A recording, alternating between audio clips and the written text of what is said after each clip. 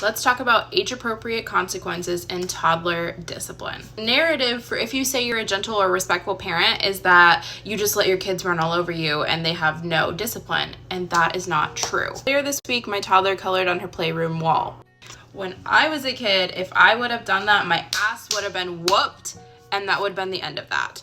Never to do it again because I was going to be hit. I wouldn't have learned why it wasn't okay to color on the wall, and I definitely would not have been able to explain why I did it in the first place.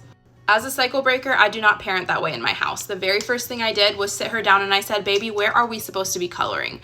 And she said, "On paper."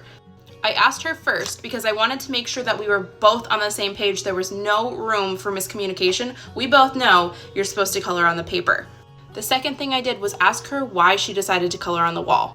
And she said that her paper was not big enough. Really easy to jump to the conclusion of she did it to be naughty. And that's how you go the express route to anger. I asked her so that I could understand what she was thinking when she decided to color on the wall. Her desire was not being met. She wanted a bigger canvas and she saw the wall as a problem-solving solution. My paper's not big enough, but there's a big blank white wall here. Let's color on it. After hearing that, I said, "Baby, I understand how you would see this blank wall as a big canvas for you to color on, bigger than your paper, but we do not color on the walls." And so as a direct consequence of her actions, she had to take a sponge in warm water and clean off all of the crayon. Sat down together and we talked about how we could handle the situation better next time. We talked about how she could come to me and say, "Mommy, I would like to color on a bigger piece of paper." Finally, we went online and we ordered a tabletop size canvas for her to color on.